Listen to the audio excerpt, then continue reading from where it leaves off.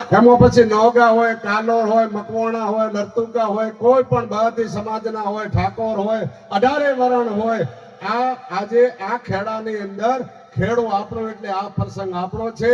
તો મારે આખા ગામને એક એવી નર્મ વિનંતી છે કે તમામ આખો ગામ હળે મળે અને આ ભૂખ્યા પરિવારને ખૂબ જ સૌભાગ મળે એવી આજ અને કાલ બધા સેવા કરજો।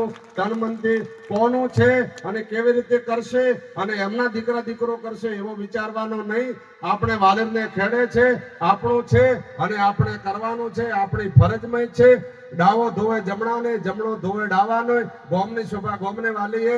2 દિવસ હળે મળે ભોજન પ્રસાદ આમંત્રણ બીજું જે તે હોય તો એ ભેગાના ભેગા રહે અને સમસ્ત ગામના વડીલો આ એક પ્રસંગ ભૂખ્યા પરિવારનો સ્વભાવ એવી મારી ગામની પણ વિનંતી છે।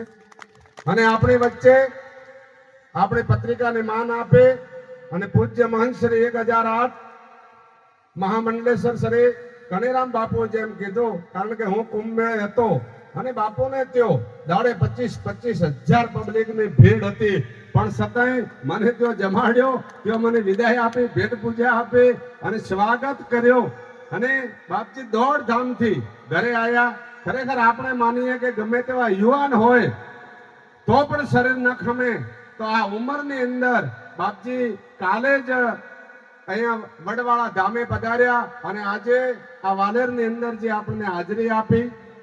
પરમ પૂજ્ય મહંત શ્રી 1008 મહામંડલેશ્વર જયરામગીરી બાપુ પણ આજે સુરત હોય, અમદાવાદ હોય, કચ્છ કાઠિયાવાડ હોય, ગમે તે રબારી સમાજ હોય ત્યારે ભાનો બહુ હતો અને આજે ભાના નામ ઉપર અને એમના ગુણ ઉપર હજારો આમંત્રણ હોય, પણ સતત કાલે મારો ફોન ગયો, બાપજીનો સમય હતો, ગમેથી મને ફોન કર્યો, હું સુખદેવપુરી કે 1:30 વાગે હું સ્વાગતની અંદર હું ગમે તે રીતે કરે અને આવી જઈશ।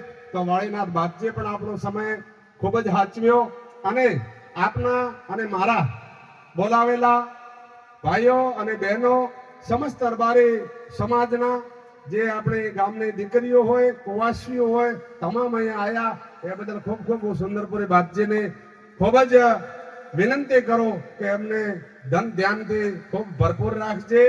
અને કાલે આપણા માનનીય ધારાસભ્ય શ્રી માવજીભાઈ કાલે પણ આવ્યા હતા, પણ મેં કીધું મેં તો દુધરેજ બાપજી ને વાળીનાથ બાપજી આવવાના છે, કાલે તમારે 100 કોમ મૂકીને સ્ટેજ ઉપર હાજરી આપવી પડશે। પોતે પણ કીધું તો કે હું બાપજી 10 મિનિટ આવીશ। ઠાકરસિંહ ભાઈને પણ આજે આપજી અને અનેક રાજકીય અને આ તમામ સમાજના જે આગેવાનો આવ્યા એ બદલ ખૂબ ખૂબ આભાર છે। આજે આપણે કઈ પ્રવચન કરવો નથી, આપ પણ ભોજન પ્રસાદ કરો અને આ જે બધા ગામના 5 જણા બોલાવો, બાપજીનું સ્વાગત કરે। જગ્યાની અંદર આપણે પ્રસાદ થઈ ગયો હોય એટલે બાપજીને પણ સમયસર આપણે પ્રસાદ ગ્રહણ કરાવીએ એવી મારી વાણીને હું વિરામ આપું।